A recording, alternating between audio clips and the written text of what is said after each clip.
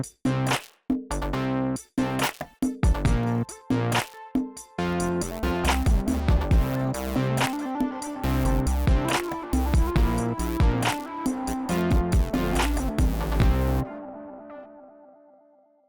everybody, it's Norm from Tested. And it's Jeremy from Tested. Welcome to Projections, our show about virtual reality and augmented reality. And for this week's episode, we're going to be talking about two new games.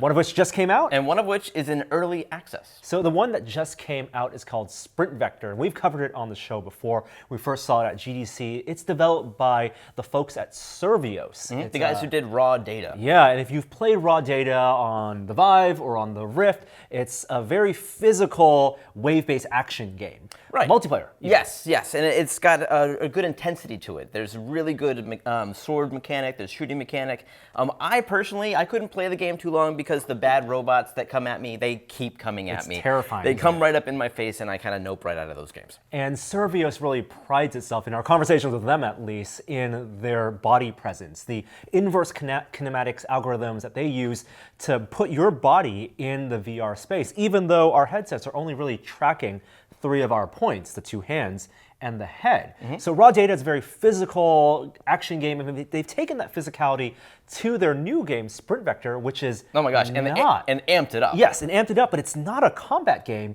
It's a racing game. Well, no, there is elements of combat. Sure. I mean, that's what is this game? This game is a racing game. There are elements of combat, and I mean, it's like Mario Kart meets Jet Set Radio, meets SSX. But there's no kart, right? No. So when we say racing game, you might think that it's a driving game, it's a cockpit game. No, you are running. Your character is running on a course against 7 other competitors, AI or real people. Yeah. And the way you run, the way you locomote through this game, I think is really innovative. It's almost like cross-country skiing, although it doesn't look like the other characters are doing this. But the way that you run is you take your 2 controllers, and you basically do that. You mush through this space by grabbing with the trigger, pulling through, and letting go mid-swing. And the faster you do this, the faster you travel through the world. I think they probably had a really great breakthrough moment because prototyping this game and developing it, you can track your hands and just do the running motion. And I can imagine a scenario, there are actually many games where just moving your hands back and forth locomote you through the world. By adding that extra input of the depressing of the trigger, now the game knows when your intention is to actually hit the ground with your imaginary ski pole. Right. And then you can add acceleration Yeah. into it. And it's not just about how fast you swing it, but it's about where you press the trigger and where you let go. And so you have to have this really fluid, consistent motion to get your speed up. Yeah, it doesn't stop at this like walking cross-country skiing motion though. Like there's so much to the game in terms of the controls. There's also this climbing mechanic. You come to a wall and there are these pegs on the wall that are green, and you grab them and you can climb up the wall just like you would in any of the climbing games that we've played. Or you can throw yourself and you go even faster, and you hope to aim towards one of the next things you have to grab, and then you keep going. You can jump, you can press the touchpad on your controller and double jump over obstacles, vault over them. But the jumping works the same way that the running works. Like you have to press the jump button and throw yourself down. Yeah. It's not like a Tony Hawk, like you let go and you just jump. Right. There's more of a agency to it. And then even when you're in midair, you can put your hands out like a Superman, and then you can fly and then turn and move your controllers. Because the game is situationally aware, knowing where your avatar is in the world, whether you're in the air, on the ground, at what speed, and then contextually take the input of your movements. These aren't things you could do with a regular gamepad or button presses. You're actually moving and translate that into action. Yeah, there's also these air brakes. If you pull what would be the grip buttons, the smaller buttons on the inside, they stop you in midair and throw you back down to the ground, which actually has a purpose, in the game when you're heading towards an obstacle or you want to get down to a power-up or something like that. There are these power-ups you can pick up. There's 9 of them. There's like 3 mines, there's 3 missiles, and there's 3 support ones, which will give you a boost or a teleport, closer to the front of the race. But you don't actually need all of these power-ups or even all these locomotion methods to make it through a course. I think one of the reasons they incorporated all these movement mechanics in is because they want to give you an option to be competitive. Like the only way you're going to win a race is if you take advantage of all of these different movement mechanisms, because these courses are complex. it's not just downhill racing. No. It's not just running through a straight line or even going in a donut. These are elaborate levels. There are 12 of them in the game, and they're filled with, like you said, obstacles, but alternate paths, verticality, things you can duck under, vault over, tunnels, hazards. There's not always a clear path either. There's, as you said, multiple paths, and there's just random geometry in some places where you have to jump over in order to make it to the shortcut.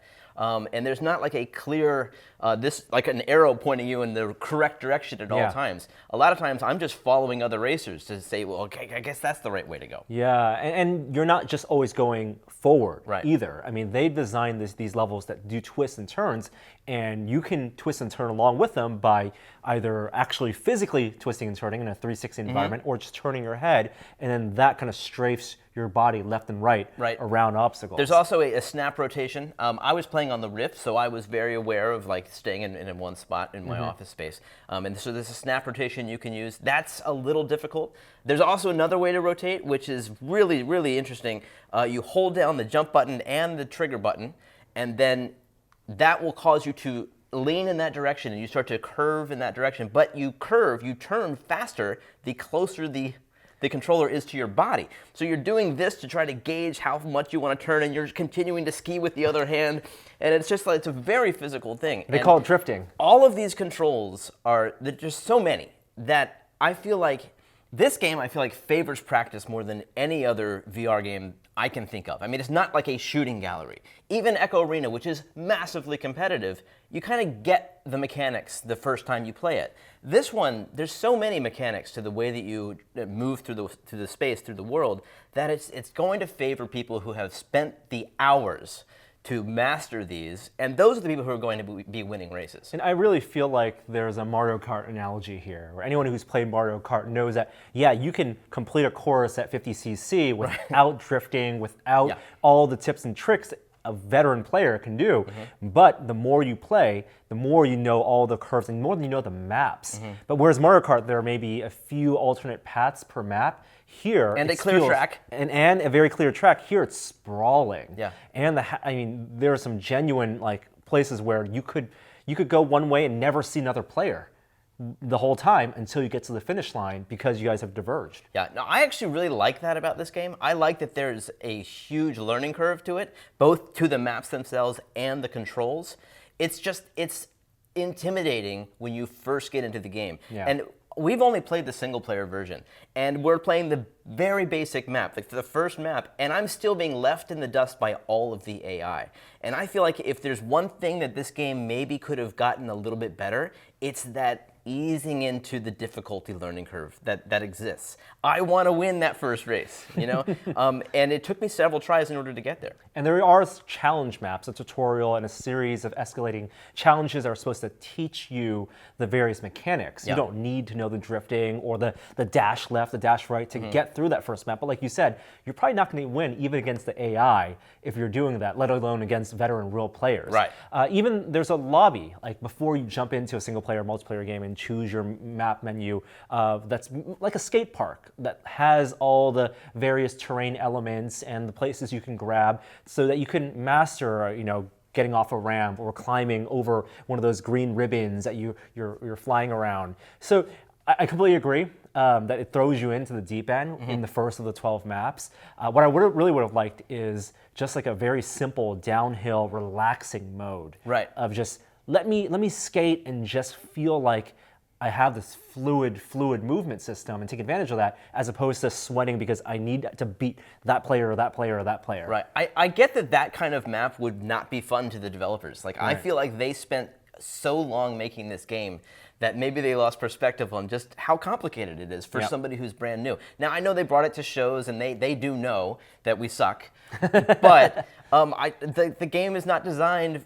to put you into the shallow end. I would like to see that too. I want to see very basic maps that allow me to feel like a badass right out of the gate, and then slowly amp up and make it slightly more difficult where those new skills are required. One of the predictions you made when we previously played this at events was that this is a VR game that's going to make you sweat. And you are absolutely right. 30 minutes in Sprint Vector, I was exhausted. Now, it's a different type of exhaustion than being on a treadmill, because you're not running on a treadmill. Your legs aren't moving, but there is a lot of body movement. I'm reaching out and grabbing and really trying to move, and I'm ducking under things. So it is really a full body sport in VR, even without having to move your legs in running motion. And it's that racing competition that feeds that, that feeling. Yeah. And when we're racing one another at an event, I mean, that's why they were handing out water at GDC afterwards, because it is a workout, even to go through one race. But I swear people are going to be playing this game, if they play it for a half hour, 45 minutes, it's going to be a workout. They're going to watch their Apple Watch, tick down the activity minutes. The thing that we didn't get to try is multiplayer, of course, because the servers aren't up yet as we're doing the review. But that's something we're going to look forward to. The other thing we should mention is the production value in this game is sky high. With the voice acting, the AI characters, there's a lot of just ambient sounds and chatter, and so you really feel like you're in this cartoonish, otherworldly place, and not just in a world of polygons. No, I love this. It's as original as the locomotion mechanic is. I think the art direction in this game sets a new high bar. It's so original. And it just feels like, is it 60s, is it 70s, is it 80s? It's just all over the map, and it's a great vibe that I think will probably age well. Like, it uses the technology that's available to VR right now to a very, very strong degree. And while the difficulty ceiling is pretty high in this game, if we had to choose between a game that was really easy to get into and really comfortable, or one that had high difficulty ceiling, I think we'd choose the latter, because that's going to give this game legs for the months and years to come as people do get better. Totally. It's going to be intimidating for people. Once this game comes out, there's going to be a mad rush to get good at it.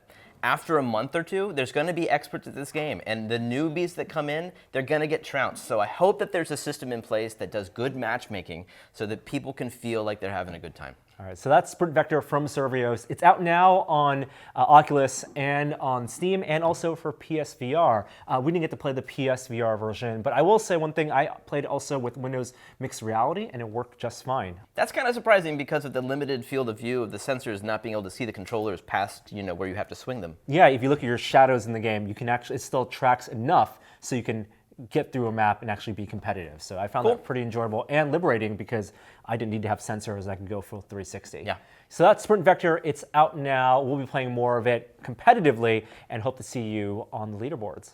Exactly. That's some real athleticism. Or at least some real luck.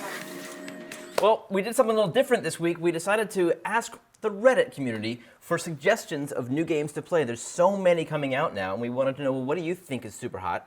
Oh, pardon the pun. And a lot of people suggested this new game that just went into early access called In Death. Yeah, it's made by the Solfar Studios, which is the same studio that made the Everest VR experience. A couple years ago, yeah. But this is unlike that. It just uses the Unreal Engine. I guess that's the shared engine that they have experience with. But this is an action roguelike. We both tried it for the first time just this week, and I don't know about you, I really like this game. Yeah, me too. And we thought, because it's a roguelike and we probably won't survive for more than 15 minutes, it'd be fun to jump into like a Let's Play scenario to show you out there what the game is about, and then we can chat about the gameplay. So you're going to rig up and dive in, okay. Yeah, I'm going to use a Windows Mixed Reality headset because it's simple, and grab my two controllers right here. So the first time you play the game, you go through a tutorial sequence, and then you come into this screen, and you see this city here in front of you rise up out of the mist.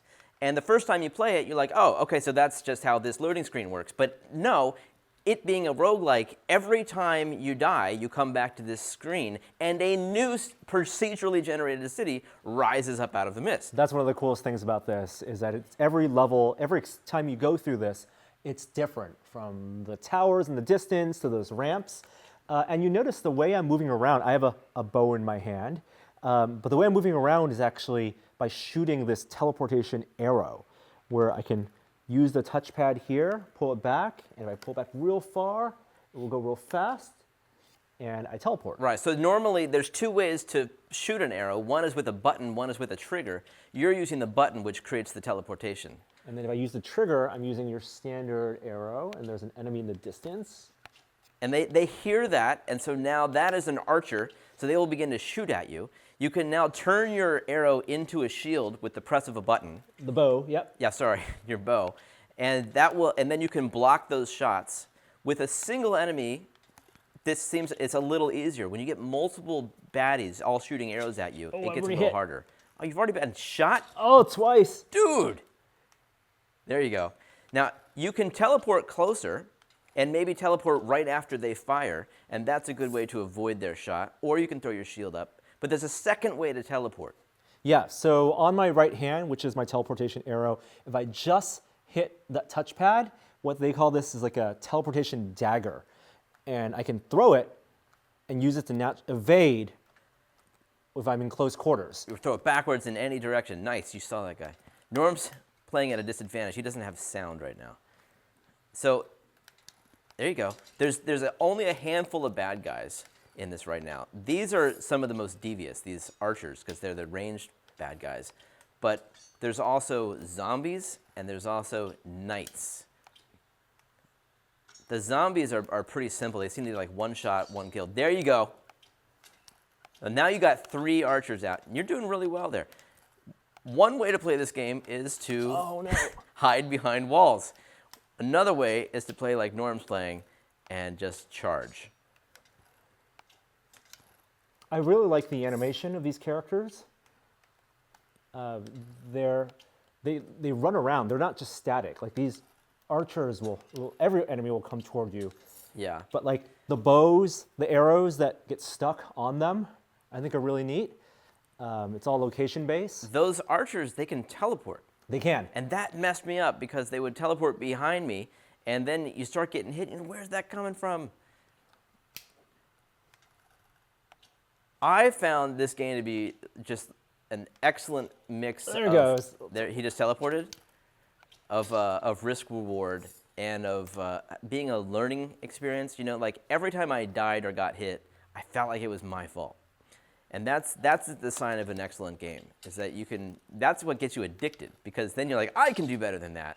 And you try it again, you see a new city rise up out of the mist, and you give it a go. And every time I've played this game, I've gotten farther, or I've lasted longer. Lasted longer, killed more enemies. Here goes some new enemies.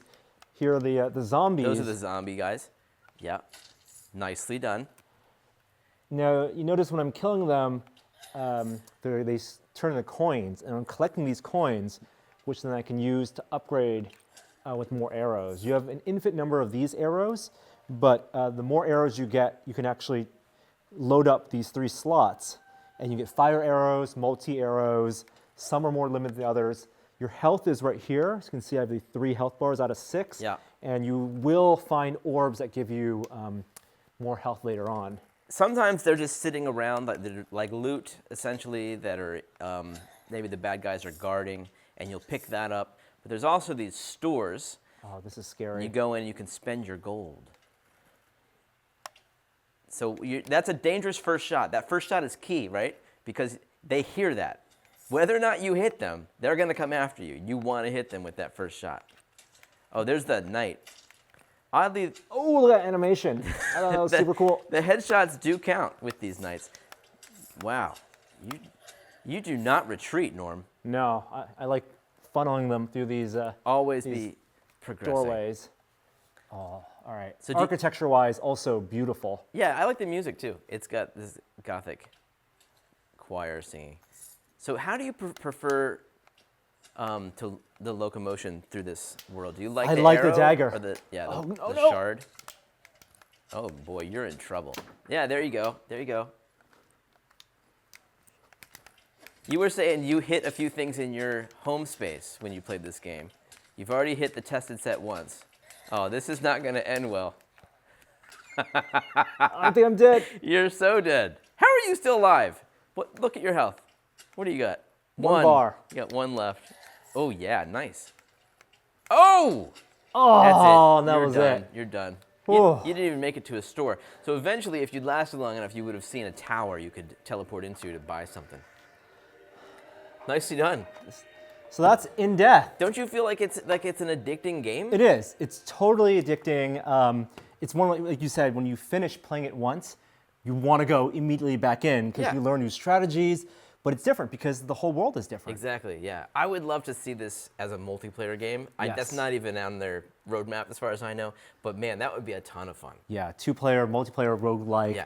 I think they did a really good job with the procedural generation of the maps, even though you're talking about the same elements in terms of the corridors, the ramps, and the open courtyards, but it does feel different every time. And because the enemies move differently, from the teleporting archers to the rambling zombies and then those lunging knights, you never feel safe. Right, there's a Doom element to it too, where I remember playing the classic, game, and you would hear this, the snarflings out of an imp, and you know there's one around here somewhere. You get the same effect from these bad guys. They're making sounds, and they're behind a wall, and you're playing very stealthily, and because you got 1 health left. Now, I want to mention there is an experimental movement mechanic where you can use the touchpad to navigate through the world. You don't have to fire the arrows or throw the daggers, but I think that kind of ruins the whole point of the strategy of this game. I didn't even know about that. I would prefer not to use that. Yeah, and like I said, I like the dagger movement. Yeah. It does get a little getting used to in terms of shooting your arrow. Yeah. You can change arrows mid-pull,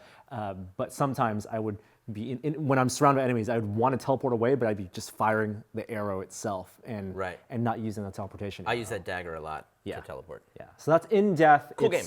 Very cool, in early access right now. And like we said, this was a recommendation from the VR community. So if you have a recommendation for us, a game you'd like to see us try out and talk about on projections, please let us know in the comments, or find us on the various communities on Reddit, for example, or email us directly, and we will be back next time. Or Twitter. Yeah, Twitter works also. Yeah, all right, see ya.